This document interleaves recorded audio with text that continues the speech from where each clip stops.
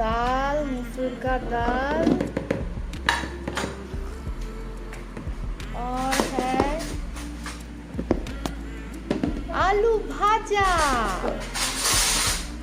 और है शायद मछली।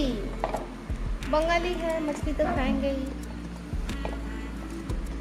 यस, मछली, रोहू कलिया।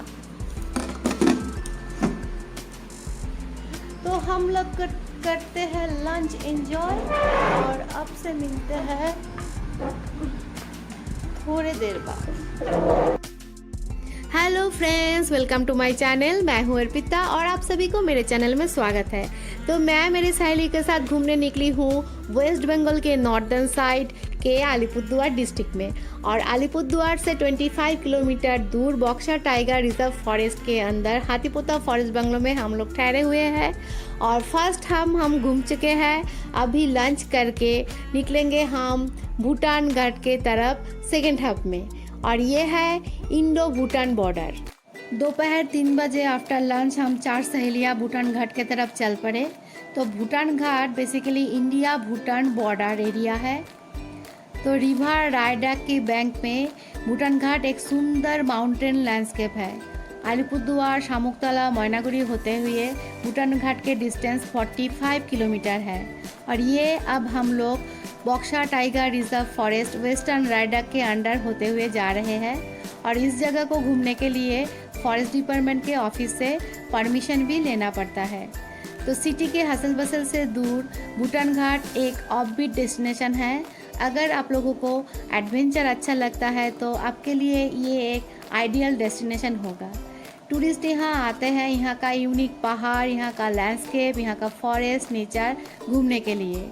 ये एक एलिफेंट कॉरिडोर भी है। यहाँ एलिफेंट, राइनो, चीता, तरह तरह के बर्ड, रंग बिरंगे तितलियाँ देखने के लिए टूरिस्ट आते रहते हैं। जैसे कि मैंने कहा, ये एक बॉर्डर एरिया और एलिफेंट कॉरिडोर भी है, इसलिए सिक्योरिटी पर्पस से यहाँ टूरिस्ट रात के टाइम अलाउ नहीं होता है। टूरिस्ट यहाँ आते हैं, दिन भर घूमते हैं, पिकनिक मनाते हैं और शाम ढलने से पहले यहाँ से वापस चले जाते हैं, क्योंकि यहाँ रहने और खाने का वेल प्रोविजन नहीं है। अलीपुरदुआर से भूटान घाट NH 31 से कनेक्टेड है, लेकिन ये एक इंटीरियर बॉर्डर एरिया है, इसलिए यहाँ का कम्युनिकेशन बहुत ही पुअर है। अगर आप लोग यहाँ घूमने आना चाहते हो तो आप लोगों को रिजर्व व्हीकल लेके ही आना पड़ेगा। इस जगह को घूमने के आइडियल टाइम है after monsoon to full winter season up to March April महीने तक। अभी हम आए हैं भूटान घाट। ये वेस्ट बंगाल और भूटान का बॉर्डर है। वो वाला पहाड़ भूटान के एरिया में आता है और मैं जहाँ खड़ी हूँ वो वेस्ट बंगाल है। और बीच से ये नदी जा रही है। दादा, नदीटार नाम की? तो बीच में ये नदी है रायडक नदी और उस तरफ है भूटान और इस तरफ है इंडिया। और मैं बीचों बीच है नो मैंस लैंड, वो है एक नदी जिसका नाम है रायडक। तो मैं अभी इंडिया और भूटान के बॉर्डर में खड़ी हुई हूँ और आप देखिए चारों ओर के नज़ारे। तो अभी हम जाएंगे नीचे नदी की और सामने। चलिए चलते हैं, देखते हैं कितने दूर जा सकते हैं हम।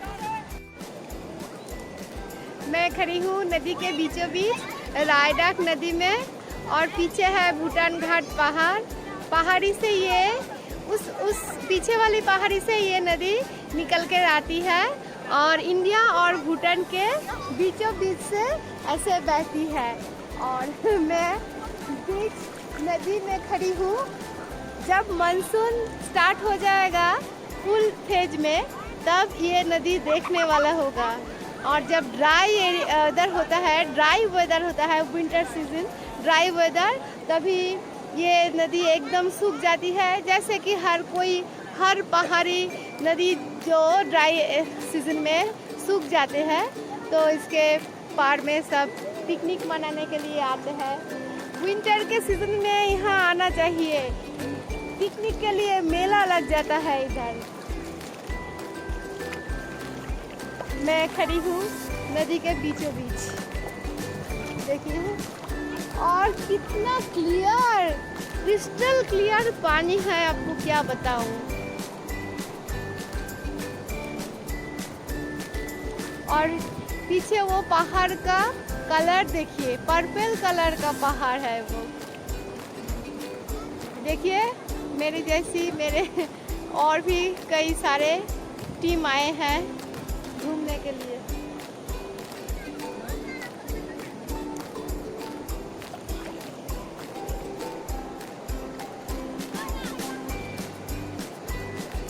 भूटान घाट वेस्ट बंगाल, असम और भूटान के ट्राई जंक्शन में सिचुएटेड है।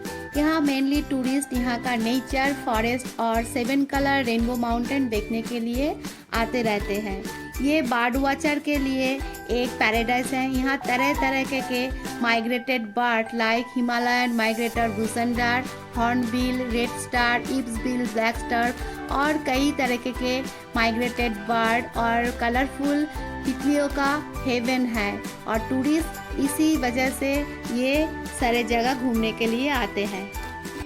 मानसून के टाइम छोड़ के all over the year tourist यहाँ पिकनिक मनाने और यहाँ का यूएसपी ये 7 कलर रेनबो माउंटेन देखने के लिए आते रहते हैं।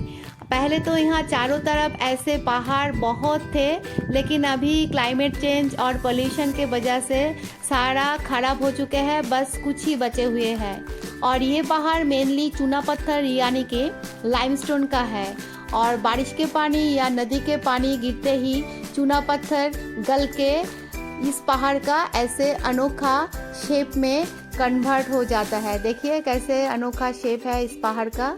और इस पहाड़ की मिट्टी में तरह तरह के मिनरल्स जैसे कि कैल्शियम कार्बोनेट, सिलिका, एल्यूमिनियम, लोहा है। और बारिश के पानी और नदी के पानी से मिलते ही यहाँ का मिट्टी ऐसे कलर में चेंज हो जाता है। देखिए light brown, deep brown, blue, green, light pink, dark pink और भी कई तरह के शेड आ जाते हैं इस पहाड़ के मिट्टी में। और इसे देखने के लिए ही दूर दूर से टूरिस्ट आते हैं साल भर।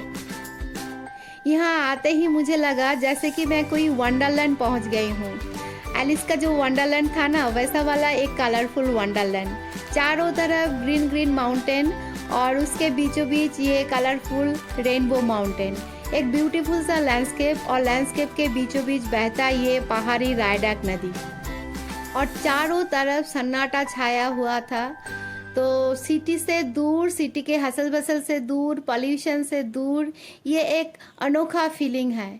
और तब तक शाम ढलने को आए थे और सारे पंछियाँ चार्पिंग करते हुए अपने घर को जा रहे थे। और नदी की ये कलकल, ये सारे आवाज़ एक अलग ही समा हो रखा था। मुझे लग रहा था कि मैं इस दुनिया में ही नहीं हूँ, मैं कोई अलग से एक दुनिया में पहुँच गई हूँ। मेरे पास वर्ड नहीं है मैं एक्सप्रेस कर सकूँ मेरे इस फीलिंग को। शायद इसी को ही हेवन कहते हैं। और बहुत घूमने के बाद नदी के बीचों बीच एक बड़ा सा पत्थर देख के हम 4 सहेलियाँ यहाँ बैठ गए और नदी के ठंडे ठंडे पानी से खेलने लगे और चारों तरफ के नेचर एंजॉय करने लगे। तो तब तक शाम ढल चुके थे। और जैसे कि मैंने कहा ये बॉर्डर एरिया है और एलिफेंट कॉरिडोर है, तो शाम ढलने के बाद यहाँ टूरिस्ट अलाउ नहीं है। तो बॉर्डर सिक्योरिटी आकर हम लोगों को बोलने लगा कि टाइम ऑफ हो गया, आप लोग अब यहाँ से उठ जाओ।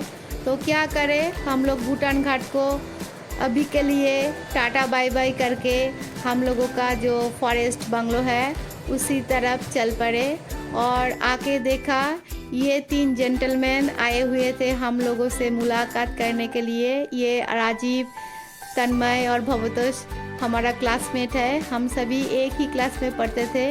तो ये रियूनियन के केक और ढेर सारा खाने पीने का चीज़ लेके आए। फिर रियूनियन का केक कटिंग हुआ और केक खाना कम हुआ, एक दूसरे के ऊपर लगाना ज़्यादा हुआ। और फिर हम लोगों का चालू हुआ बचपन का पोल खोलो कार्यक्रम।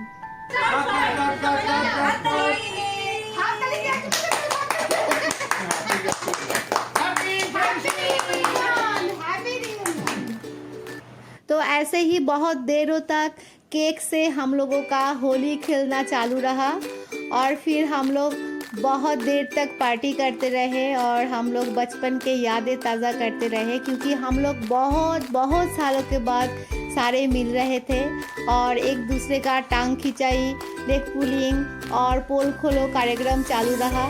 तो मैं इस ब्लॉग को इस पार्टी के साथ ही एंड करती हूँ। अगर आप लोगों को मेरा ब्लॉग अच्छा लगा तो please like share subscribe my channel और मिलते हैं एक नए मज़ेदार ब्लॉग के साथ। तब तक के लिए टाटा, गुड बाय।